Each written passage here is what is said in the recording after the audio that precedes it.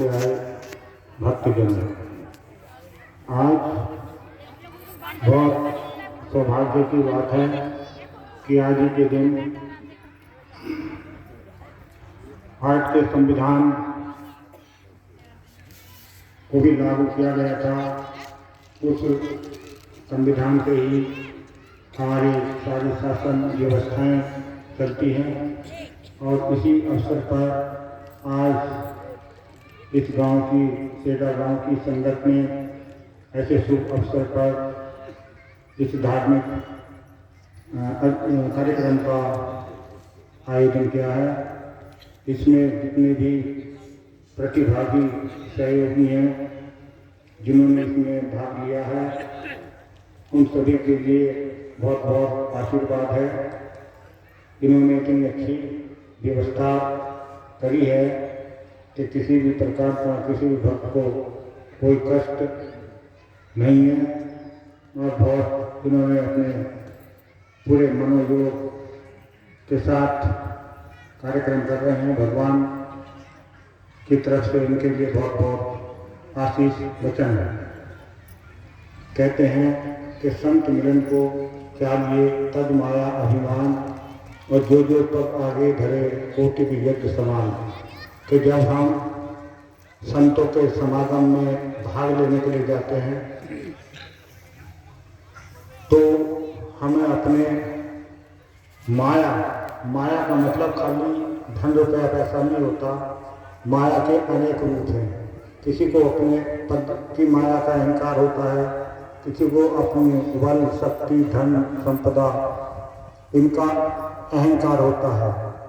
तो ये माया को त्याग करके इस प्रकार की जितनी भी हमारी मनोभावना है, जो अवधारणा है, उसका त्याग करके जब हम सत्संग की ओर चलते हैं तो एक एक कदम कोटि के यज्ञ करोड़ों यज्ञों के बराबर होता है। क्यों होता है? जब हम अपने घर से चलते हैं वहीं से हम एक धारणा बना लेते हैं कि हम सत्संग में जा रहे हैं, तो वैसे ही स्मृति हमारी बनी रहती है। तो वो हर पग यज्ञ है। वो यज्ञ नहीं है कि हम बैठकर दो चार व्यक्ति मंत्रों का जाप करके कोई अनुष्ठान करते हों। वो इतना महत्वपूर्ण नहीं है जितना कि बिना किसी कष्ट के और बिना किसी आर्थिक हानि के हम जा रहे हैं। वहाँ आर्थिक हानि भी होती है और शारीरिक भी मानसिक भी सब प्रकार की उन अनुष्ठानों में हानि हो सकती है, लेकिन इस सत्संग में कोई हानि होने की संभावना नहीं रहती है। और अगर कहीं होती भी है तो समझो वो सत्संग नहीं है। बहुत सी जगह सत्संग पंडालों में आंधी तूफान आ जाती, भगदड़ मच जाती, बहुत लोग दब करके मर जाते, कैजुअल्टी हो जाती है। इसका मतलब वो सत्संग नहीं है। सत्संग का मतलब सत्य से होता है। सत्य कौन है? सत्य ईश्वर है। तो जहाँ ईश्वर का वास होगा, ईश्वर की कृपा होगी, जहाँ दयाल की कृपा होगी, तो वहाँ मुझे नहीं लगता कि इस प्रकार की घटनाएं घटेंगी, बल्कि ऐसी घटनाएं दूर होंगी। क्योंकि वहाँ काल का काम नहीं है, वहाँ दयाल का काम है। जहाँ काल आता उसका मतलब ये है कि वो खाली नाम मात्र का सत्संग है। हमने किसी चीज को नामकरण कर दिया तो नामकरण से काम नहीं चलने का। उसके आचरण, उसके व्यवहार, उसकी क्रिया विधि से पता लगेगा कि वास्तव में वो क्या चीज है।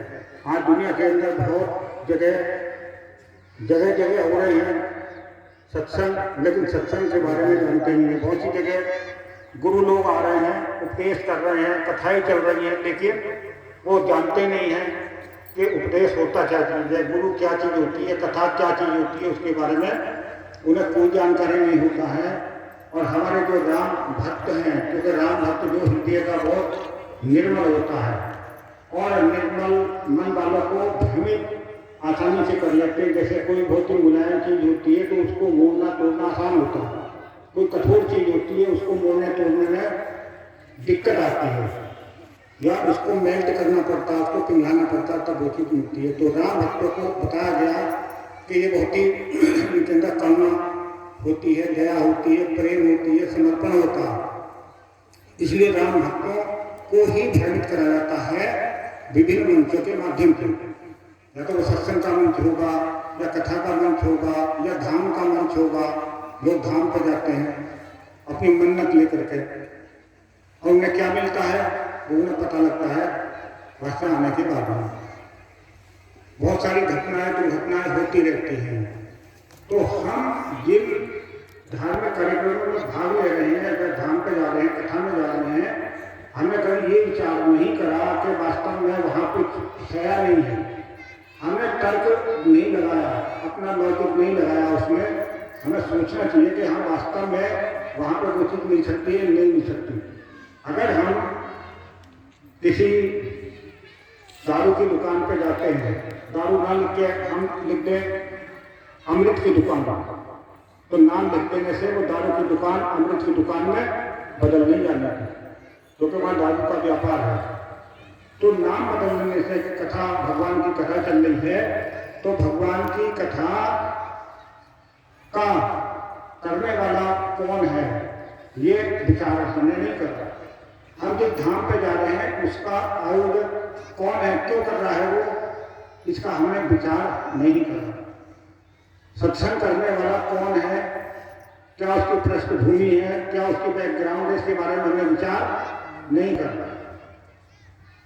जब तक हम इन सब बातों पर विचार नहीं करेंगे तो ऐसे धार्मिक आयोजनों में, धार्मिक स्थलों पर दयाल नहीं बल्कि काल आता है। क्योंकि जिस भिखारी से हम ये अपेक्षा कर रहे हैं कि ये हमें कुछ देगा, तो हमारी मूर्खता है या विद्वता है? बताओ भाई, भिखारी हमें क्या दे सकता है? तो उसने खुद ही कटोरा रख दिया,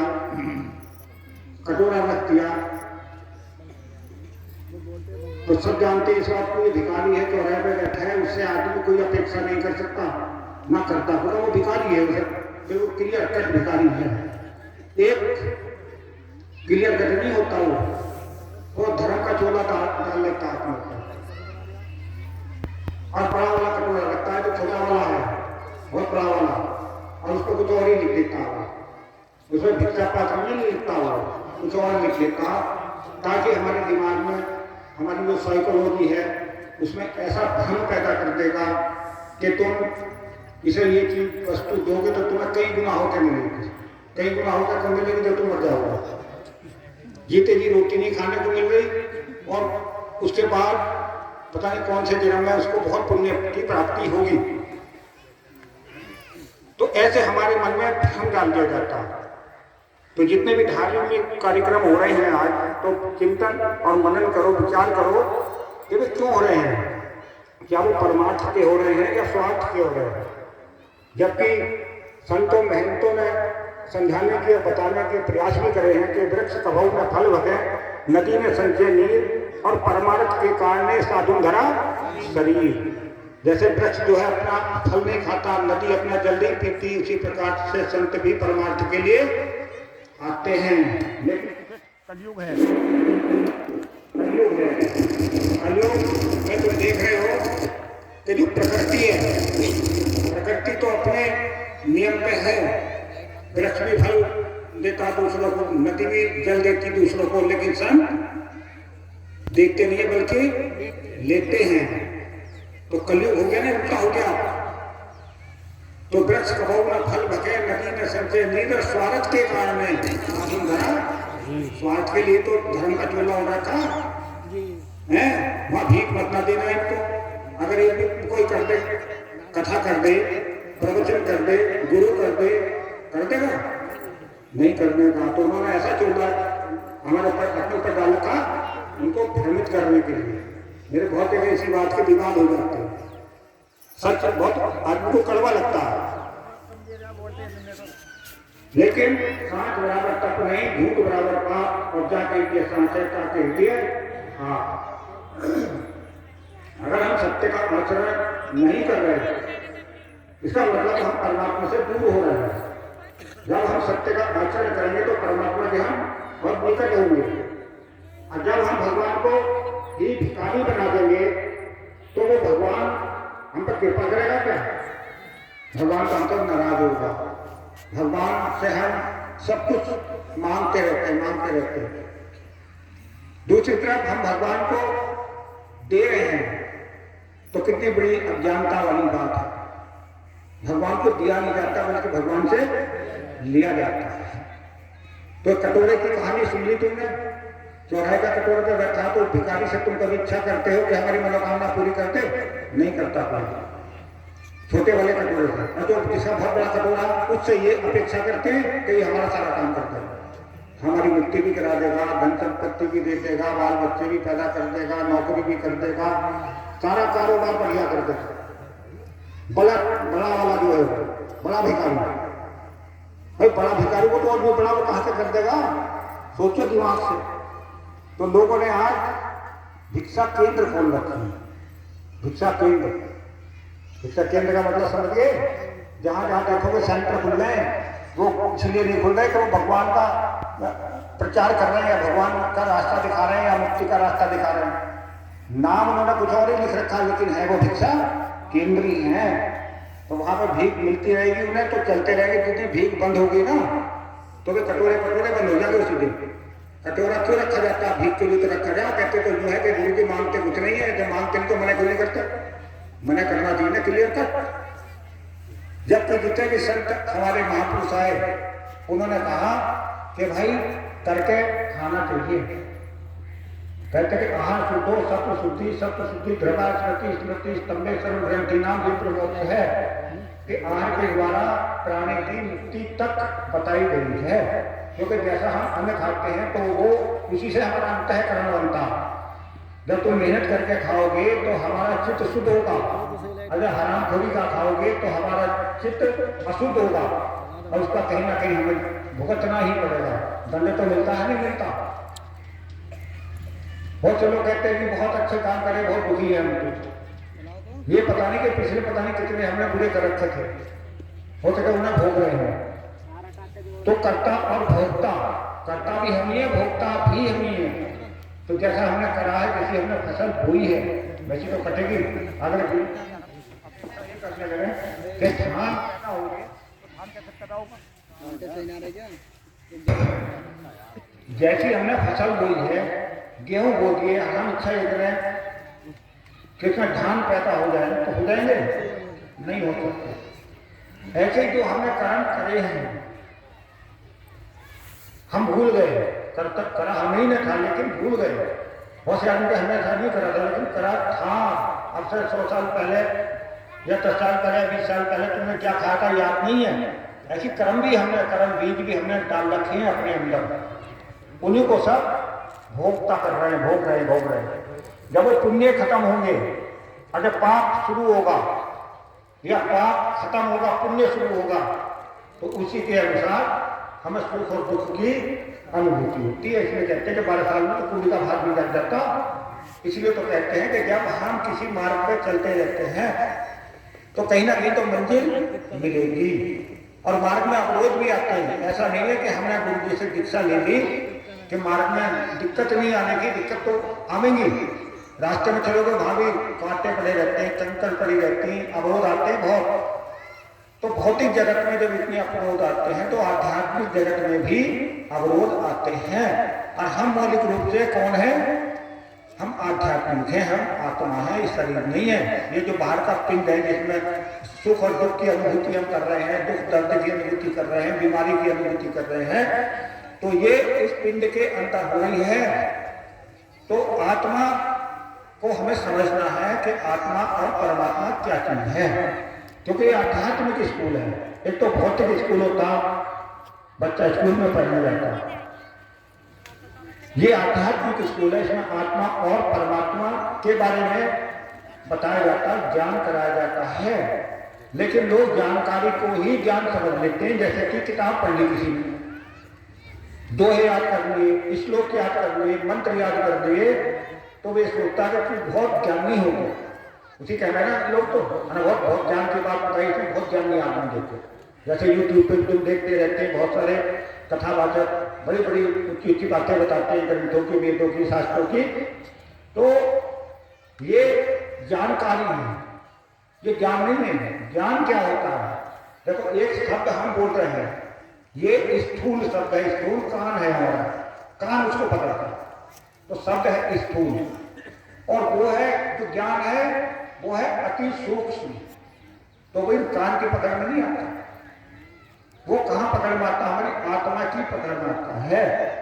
तो जो शिक्षा है, जो ग्रंथों की जो शिक्षा है, किताबों की जो शिक्षा है, वो जानकारी है, वो केवल कान तक है। कान के खत्म होते वो भी खत्म हो गई। लेकिन जो आध्यात्मिक ज्ञान है वो अति सूक्ष्म है, उसी को कहते हैं दीक्षा। तो शिक्षा हो गई, स्कूल में पढ़ लिया, एक दीक्षा। दीक्षा गुरु के द्वारा दी जाती है, शिक्षा शिक्षक के द्वारा दी जाती है। शिक्षक नौकर होता क्योंकि उसको पगार मिलती है, गुरु नौकर नहीं होता क्योंकि वो कोई पगार नहीं देता। लेकिन आज तो मैं देख रहे हो सारे कटोरे रखते वो भिखारी तो हैं, तो वे क्या देंगे? वो जानकारी देंगे, खाली तुम्हें ज्ञान नहीं दे सकते। कोई सोच रहा था मुझे मैंने मंत्र ले लिया या नाम ले लिया कि मेरी मुक्ति होगी, बिल्कुल नहीं होने की। बिना दीक्षा के मुक्ति नहीं हो सकती, और दीक्षा गुरु के द्वारा ही दी जाती है। और गुरु कौन है? बहुत सारे लोगों ने गुरु बना रखे कि हमने तो 20 साल से गुरु बना रखा, हमने 30 साल से गुरु बना रखा, लेकिन गुरु की परिभाषा नहीं जानते, गुरु के बारे में जानते ही नहीं है। बस कह दिया कि फूंस का फूला बना लो, गुरु अगर फूंस का फूला भी है तो उसी को मानते चलो, और फूंक में आग लगा दोगे तो क्या बनाएगा उसमें? राख। तो ऐसे भी गुरु हो, फूंस के फूल को गुरु बता रहे हैं। वे कौन बता रहे हैं? तो मूर्ख लोग हैं, वे मूर्ख हैं, हमारा मूर्ख बना रहे हैं कि अगर तुमने उसे पागल को भी अपना बना लिया गुरु तो उसी मानते चलो, क्योंकि उसके जो अनुयायी होते हैं, जो उसके फॉलोअर होते हैं, वो उनसे मुद्रा प्राप्त करते हैं, उनसे अपनी जीविका चलाते हैं। अगर वे खत्म हो गए तो उनकी जीविका कहां से चलेगी? तो लोगों ने इसको जीविकोपार्जन का साधन बना लिया, जबकि जीविकोपार्जन का साधन नहीं बनाना चाहिए। अगर कहीं कथा भी हो रही होगी तो फ्री में नहीं होती, क्योंकि वो उसका जीविकोपार्जन है, जीविका है। वो ज्ञान का अधिकारी नहीं है, ज्ञान देने का अधिकारी नहीं है। तो दीक्षा जो होती है तरंगों के माध्यम से चलती है, इसमें बोलने की जरूरत नहीं पड़ती। गुरु अपनी पावर अपने शिष्य के अंदर ट्रांसमिट करता है, उसका प्रवेश कराता है, वो शब्दों से नहीं होती। वो जो उसके जैसे डॉक्टर इंजेक्शन लगाता है तो हमारी खाल के अंदर सुई लगाता है, बाहर के बाहर अगर वो दबा देगा शरीर को तो दवाई अंदर नहीं जाने की है। तो आजकल क्या कहने लोग कि हमने तो ऑनलाइन दीक्षा ले ली, ऑनलाइन भी दीक्षा हो तो बताओ। वैसा चेला गुरु को जानता ना, गुरु चेले को जानता तो वो गुरु शिष्य कैसे हो गए? है नहीं मूर्ख बनाने वाली बात। ऑनलाइन होगा, ऑनलाइन तो फिर रोटी भी खानी शुरू कर दो, देखो खा लो क्या ऑनलाइन चली आएगी पेट में, वहीं से टीवी में दिखा देगा वो तुम्हें, अरे ये देखो रोटी है खा लो पेट भर जाएगा तुम्हारा, पानी पी लो प्यास बुझ जाएगी, वो हो सकता है सब। तो ये भ्रम पैदा करने वाली बात है कि गुरु की हमें पहले पहचान होनी चाहिए। पहचान क्या है? 5 योग्यताएं होती हैं गुरु की, वे सबकी याद होनी चाहिए। जब हमको किसी की जानकारी होगी तभी तो हम उसका समर्थन या विरोध कर सकते हैं। जब हम जानकारी नहीं तो कोई कुछ भी कह दो, गंगा है गंगादार, जमुना है जमुनादार, जिधर की हवा चली उधर कोई धूल उड़ गई। तो ऐसे कभी मुक्ति नहीं होने की और हमारा जीवन वृथा चला जाएगा, क्योंकि जीवन अमूल्य है। इसके बाद पता नहीं मानव की जीवन मिले या न मिले, मानव की योनि मिलेगी या नहीं मिलेगी, कोई कंफर्म है, कोई निश्चित है? बताओ। तो इसी योनि में, मनुष्य की योनि में ही हम भजन बंदगी कर सकते हैं और किसी योनि में नहीं कर सकते। और जितनी भी योनियां हैं वो भोग योनियां हैं, वे भोग भोगते रहते हैं, मरते रहते हैं, जन्म लेते रहते हैं, मरते रहते हैं, जन्म लेते रहते हैं। जब मरता है, जब इस शरीर को त्यागता है तो कितना कष्ट होता है बताओ, भयंकर कष्ट होता है। तो कोई भी मरना नहीं चाहता इसमें, तो बार बार ये कष्ट भोगना पड़ेगा। उस कष्ट से मुक्ति के लिए मनुष्य का जन्म मिला कि जाओ तुम अपने को प्रयास कर लो मुक्ति का, ये बार बार जन्म मरण के चक्कर से मुक्त हो जाओ। लेकिन जैसे ही आत्मा इस पिंड के साथ जुड़ जाती है पंच महाभूत के, तो वो अपनी बात सब भूल जाता है। जब बच्चा छोटा होता तो उसको सब याद होता, लेकिन जैसे जैसे उसकी आयु बढ़ती है तो वो इतना लीन हो जाता, संसार में इतना लीन हो जाता, वो सब भूल जाता कि मैं क्या सोच क्या मैंने जन्म धारण करा था और मैंने क्या करना शुरू कर दिया। यह तब याद आता है जब उसको भयंकर पीड़ा और कष्ट होती है अंत समय में। जब बहुत पीड़ा होती तब वो इंसान को याद आता, ओहो मैंने क्या क्या कर्म करे थे, तब वो सोचता विचार करता मैं क्यों आया था। लेकिन बाद में कुछ नहीं होता, फिर पछताए क्या होता है जब चिड़िया चुग गई खेत, जब खेत को चिड़िया चुग गया फिर उसमें कुछ नहीं होता। इसी प्रकार से जो भक्ति भजन बंदगी है वो भी शुरू से ही शुरू कर देनी चाहिए, बालिया अवस्था से ही। बहुत से सोचते कि अभी तो हमारी खाने कमाने की उम्र है, बाल बच्चे पैदा करने की उम्र है, बाद में देखेंगे। बाद में देखा कि क्या होगा। आजकल तो 25-26 साल के बालकों को भी अटैक आ रहा है, तो जीवन का कोई भरोसा है क्या? जीवन का कोई भरोसा नहीं है। तो ये जो आध्यात्मिक स्कूल है ये उसी बात की प्रेरणा के लिए है। लेकिन इस आध्यात्मिक स्कूल में जो गुरु की महिमा बताई गई है, सभी गाते रहते हैं कि गुरु गोविंद आओ खड़े ताकि लागू पाए बलिहारी गुरु आपने गोविंद दियो बताए, कि गुरु की बड़ी महिमा बताई गई है। लेकिन गुरु के बारे में जानते ही नहीं, गुरु को ना देखा ना परखा ना कुछ करा। गुरु जेलों में चक्की पीस रहे हैं तब भी उनके अनुयायी फालतू में राम भक्तों को भ्रमित करते घूमते हैं, गांव गांव में घूमते फिरते भ्रमित करते हुए। गुरु की योग्यताएं हैं, कोई कहीं नौकरी प्राप्त करने जाता है उसकी भी योग्यता लिखी रहती है, तो गुरु की भी योग्यता अगर वो है तो उसे धारण करना चाहिए, अदरवाइज उसको त्याग देना चाहिए, कोई पाप नहीं लगता। क्योंकि डरा रहते हैं कि गुरु को बदल दोगे तो तुम नरक चले जाओगे। बताओ नरक में तो गुरु पड़े हैं तो चेले कहां से स्वर्ग में चले जाएंगे? सोचो दिमाग से। तो उसकी योग्यताएं हैं कि वो किससे दान चढ़ावा नहीं लेता, मना कर देता हूं, क्योंकि वो करके खाने वाला होता, नहीं तो उसकी बुद्धि अशुद्ध हो जाएगी। दूसरे वो भ्रमणशील होता है, अपने भक्तों के घर घर भी जाता है। भगवान राम हमारे अपने सारे भक्तों के घर घर गए नहीं है, सबके यहाँ गए। कहाँ देखो अहिल्या थी, पत्थर की बनी हुई थी। सबरी कहाँ थी? तो जितने गुरु गोरखनाथ के अपने भक्तों के यहाँ सबके यहाँ घूमते रहे, मीराबाई सबके यहाँ घूमती रही है। तो जो गुरु होते हैं वो अपने भक्तों के यहाँ जरूर जाता है, वो किसी किताब का सहारा नहीं लेते। आजकल क्या किताब आते फिर किताब पढ़ो, किताब पढ़ लो। संतों को किताब की कोई जरूरत होती क्या? कहाँ के संत हैं वो जो किताबों का सहारा ले रहे हैं? वे संत नहीं है, वो अपनी वाणी बोलते हैं, अपनी वाणी बोलते हैं, फिर बाहर की वाणी नहीं बोलते। ये सहारा ले रहे हैं, वेद में लिखा, पुराण में ही लिखा, गीता में ही लिखा, तो सहारे की जरूरत नहीं पड़ती। किसी भी संत को किसी भी सहारे की आवश्यकता नहीं है। और वो अपनी वाणी के द्वारा अपनी पावर ट्रांसमिट करने की उसमें शक्ति होती है। परमात्मा उसी को वो शक्ति देता है जो लोभी नहीं होता है, जो परमार्थ के लिए काम करता, स्वार्थ के लिए नहीं करता, उसी को पावर देता परमात्मा, इन्हें नहीं देती। वो भ्रमणशील रहेगा, उसकी कहीं नहीं रुकता, इस समय के लिए भले के रिश्ते हो वो अलग बात है। दूसरे दान चढ़ावा नहीं खाता। तीसरे लंका रूपी आश्रम बनाकर नहीं रहता, गृहस्थी से दूर रहता और भक्तों के घर रह जाता। ये 5 बात याद रखो। अगर ये योग्यताएं हैं किसी में तो वो गुरु है, अन्यथा वो कटोरे वाला भिखारी है। वो तो भिखारी कहना चाहिए भाई। वो भीख मांग रहा तो क्या कहोगे? कोई खेती कर रहा तो क्या कहोगे? किसान कहेंगे। कोई व्यापार कर रहा तो क्या कहोगे? व्यापारी कहोगे। तो भीख मांग रहा तो क्या कहोगे? तो इन्हें भिखारी क्यों नहीं कहते? कहना चाहिए नहीं कहना चाहिए? सच बात तो बोलने में कोई बुराई थोड़ी है। फिर कहा सच समय जब सच नहीं बोल सकते तो इन लोगों ने भीख मांगने के नए नए तरीके निकाले। बहुत से तो गांव भीख मांगते वो बजा दें डुगडुगी सी, लोग इकट्ठा कर लेंगे, बहुत से मंदारी होते हैं, तुमने देखा होगा, वो दिखा दें, मंदारी पना दिखा दें, वो भीख मांगते हैं। ऐसे ही भगवान के नाम पे भिखारी तो हैं, इंटरनेशनल भिखारियों को समझो। ये हमारा कल्याण थोड़ी कर देंगे भिखारी, हो भिखारी करने में कोई दिक्कत है क्या बताओ? इन्हें भिखारी को गुरु बता रहे हैं, देखिए गुरु है, कहाँ के गुरु है? गुरु तो कहता होता है, जब गुरु को ब्रह्मा विष्णु महेश पार ब्रह्म परमात्मा कह दिया, तो ब्रह्मा विष्णु महेश पार ब्रह्म परमात्मा जी से भीख मांगेगा क्या? कटोरा रखे बताओ?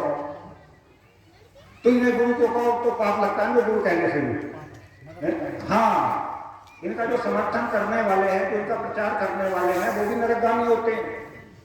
तो भगवान उसी को वो चीज देगा जिसके अंदर ये 5 योग्यताएं होंगी, और उसी को अधिकार है दीक्षा देने का।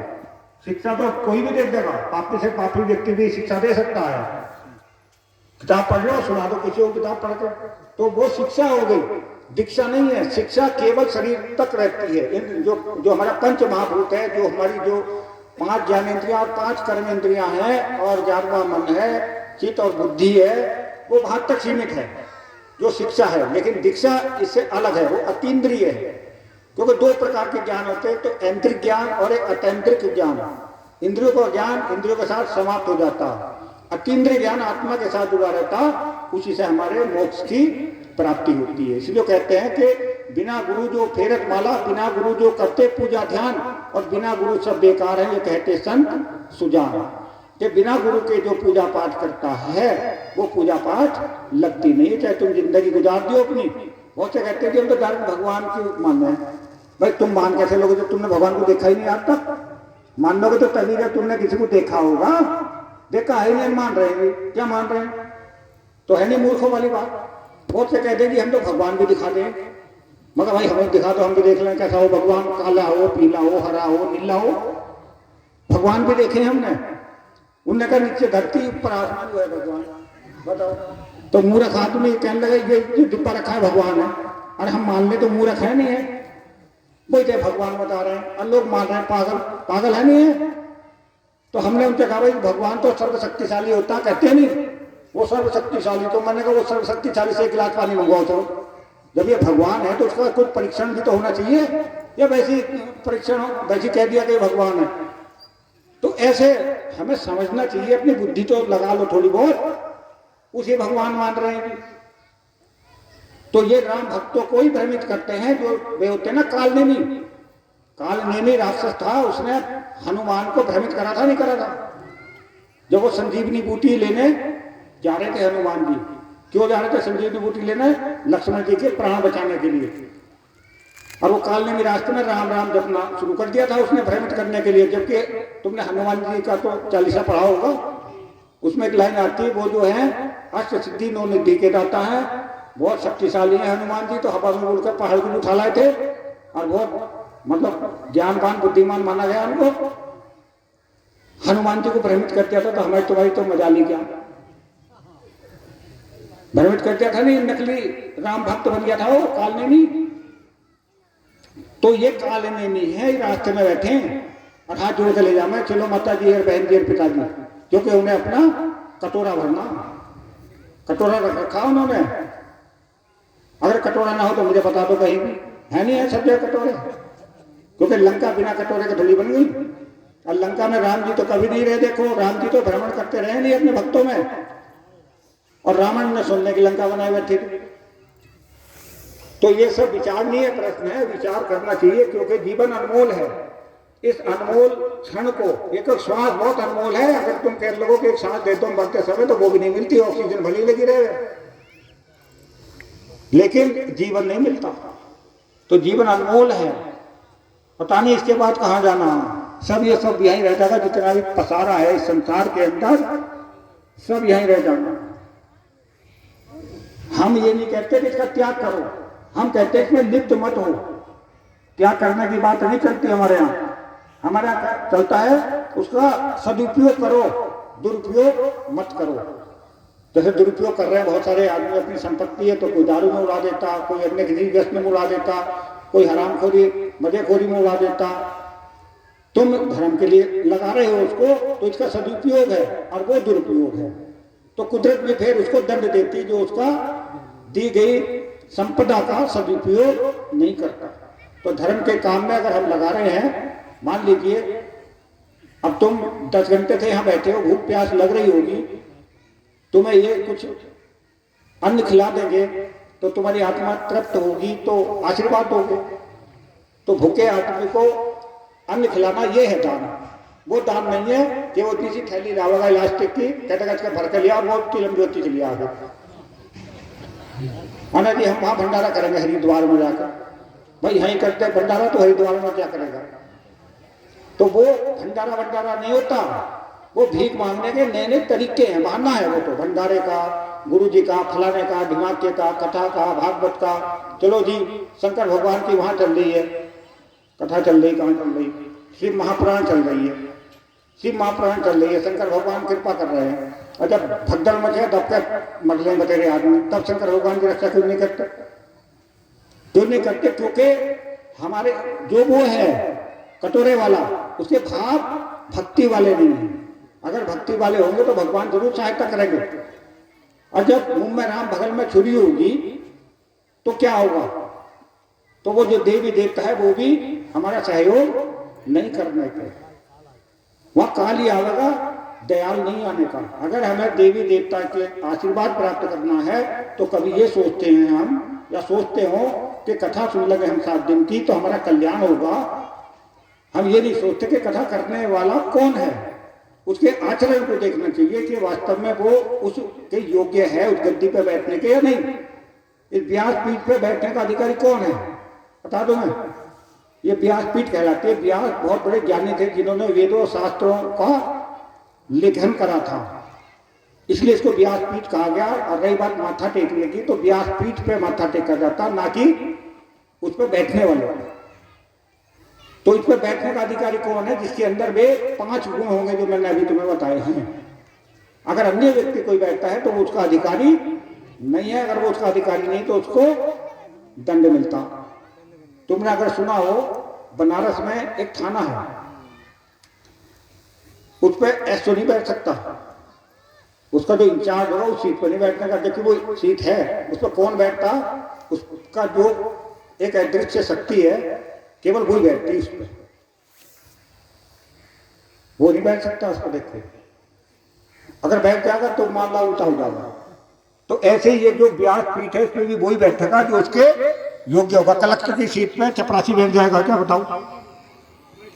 क्योंकि वो उसका अधिकारी नहीं। अगर बैठेगा तो दंड का भागी होगा, उसे दंड मिलेगा। क्या बैठ के देख लियो, जाके बैठ जियो तुम, खाली सीट हो, 10 बजे आवेगा कलेक्टर, उससे पहले जाके बैठ जाइयो।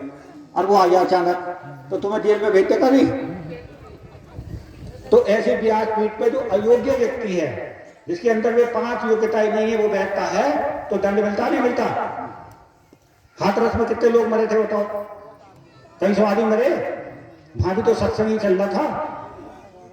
तो सत्संग में तो सत्य का संग होना चाहिए था, परमात्मा का संग होना चाहिए था। तो वहां तक कहाँ आ गया, काल कहां से आ गया? तो ये विचार करो। बहुत लोग कहेंगे बहुत भीड़ है वहां। अरे भीड़ तो मूर्खों की तो है, वो ज्ञानियों की नहीं है। ये ज्ञानियों की संगत है हमारे यहाँ मूर्ख बात नहीं है, ना पाखंडवाद है। हमारे यहाँ ज्ञान मार्ग है, और वो ज्ञान तरंगों के माध्यम से तुम्हारे अंदर प्रविष्ट होता है। और परमात्मा की कृपा होती है जो जिस भाव से आता है। अगर जिसके अच्छे भाव होंगे तो अच्छा फल मिलेगा, जिसका बुरा भाव होगा तो बुरा फल मिलेगा। तो अब इन्होंने प्रसाद का कार्यक्रम करा था। 3 दिन का हमारा आपका शिविर चलता है, मैं बता दूं। अब 3 दिन का कहाँ पे है? पखनपुर गंगाली में, पखनपुर में। हम 12 बजे से 2 बजे तक का रखते हैं, क्योंकि 12 बजे से पहले अपना काम निपटा सकता है आदमी, और फिर 2 बजे के बाद अपना काम कर सकता है। 3 दिन में, 3 दिन के बाद लास्ट डे फिर दुआ करने के लिए मुनि जी रहते हैं हमारे। परमहंस मुनि महाराज हैं ये। इन्हें जो है विशेष शक्ति है इनके पास। इन्होंने अभी कितने लोगों को कल तुमने ठीक करा था?